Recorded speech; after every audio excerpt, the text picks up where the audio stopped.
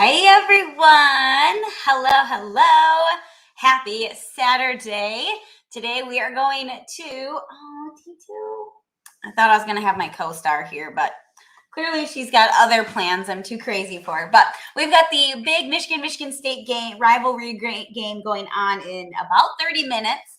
So I'm all dressed up because we're going to be going to our the local bar and we're going to be watching the game there. So I'm really excited. But I wanted to jump on here first real quick to give you guys some tips for how to best help your dogs and cats with the holiday that we have going on. So Halloween is right around the corner.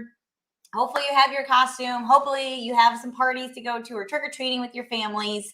So I wanted to give you guys some tips. So the first tip is to make sure that you keep all candy out of reach of your dog and the cats. I know my cats will get in, they'll play with different things, they'll knock it down onto the floor, then the dogs would go get it.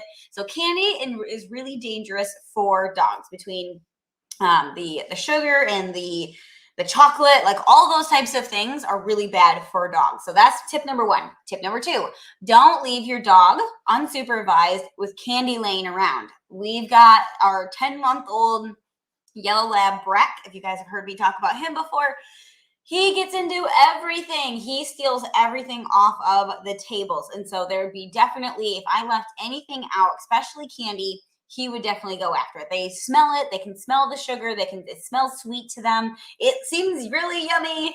So they are, that's tip number two, to kind of make sure that when you have the kids, make sure that they clean up their candy, the candy wrappers, things like that can be, if they eat a lot of it too, they can get lodged inside their esophagus or their stomach. You don't want to deal with the puking and the diarrhea and all of that stuff. So it's just easier to make sure that it's all picked up. So we do have a couple people on. Hey. So I wanted to see if you guys are going to be dressing up your dogs this weekend. Let me know in the chat. Does your tips include don't let them trick or treat alone? Yes. That one will be. Well, that one is kind of the don't leave your dog supervised around, because that's them trick or treating, right?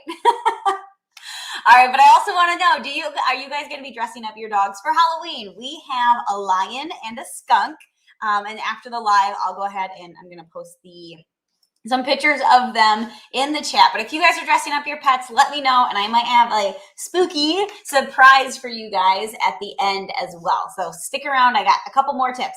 All right, tip number three, put a gate up or other barrier to block the front door if you're going to have trick-or-treaters come to your house. So if you're going to be at home, you're going to be passing out the candy, have some barrier to make sure that your dog does not run out the door. That is the worst thing on Halloween. Everybody's crazy. There's tons of things going on, and you got dogs running around. So just keep your dogs safe inside. So if your dog's okay with it, just to kind of be mingling around in the living room, just make sure you have some sort of barrier up to make sure that they can't just go running through the door or sneak out while you're trying to give some candy and you're talking to the kids. So keep the dogs safe and have some sort of barrier. Or maybe I've seen some people, they've have a little hole in their screen door, so that way they can hand out the candy that way, and none of the critters can run outside. Even cats, if you have this door opening constantly, there's a good chance that they could get out.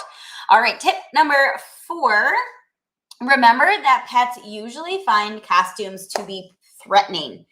So, you've got these little kids coming up, or even adults coming up, and they've got the masks on and everything looks spooky and they look weird, and they have all this stuff coming up.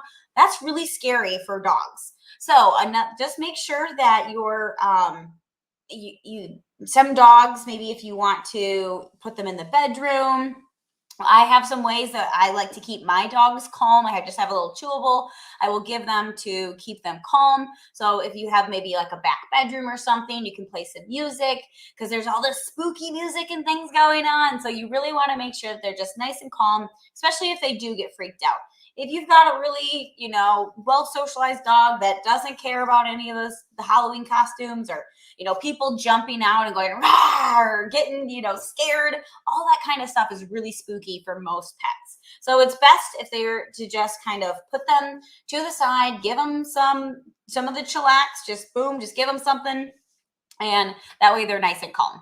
All right, next tip we have is number 5 is don't force interactions. So if you do have a calm dog that you are taking out trick-or-treating, make sure that you have a good solid collar. Make sure they have their tags on it. But if you're out walking with your dogs, with the kids, you're trick-or-treating, and your dog gets spooked out by somebody's costume, don't force your dog to go into it, or even don't force your dog to be in the living room with you if you're handing out trick or treats or treats to the kids if your dog doesn't want to do that. Don't force those interactions. Just kind of let your dog. Today's or this weekend it's for the kids. It's for the adults. It's for trick or treating.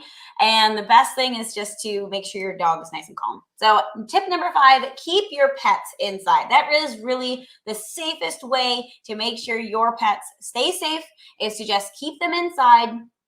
Keep them calm. So I really like enrichment toys. So I'll just get a Kong. I'll warm up some of their kibble. I will freeze it. And then you can top it with stuff like single ingredient baby food or low fat yogurt, things like that. You can make a Kong, and it's a great way to keep them entertained and keep them not thinking about all the craziness that's going on. I try to keep my girls away from the door and in a bedroom with chews and music on. They bark like crazy and go overboard when the doorbell rings. Yes, if your dog goes crazy with the doorbell, maybe even put like a little sign. Thanks, Carrie Ann. Maybe put like a little sign. Don't ring the doorbell. Just yell trick or treat. You can have different signs like that for just to make sure that your pets have the best Halloween possible. If you've got a super friendly dog and you want to take them out, just make sure that you do have the leash on them, have the collar, have the tags, because you never know what might happen if it slips out of your hand, or maybe your child wants to walk the dog. Definitely just do the best thing for your dog, and don't force them to go out trick-or-treating if they don't want to. Don't force them to wear a Halloween costume, as cute as it is. But if they really don't want to, that's okay. So last thing I have for you guys. So the spooky surprise that I have is we're actually having a pet Halloween costume contest. So if your pets do like to dress up, or maybe it's just a bandana, or maybe it's somebody has like a shirt that just has pumpkins and stuff on it. If you want to, we are having a pet Halloween costume contest over in our Facebook group. It's free. All you have to do is jump in, post a picture of your comment, and then vote for your favorite costume.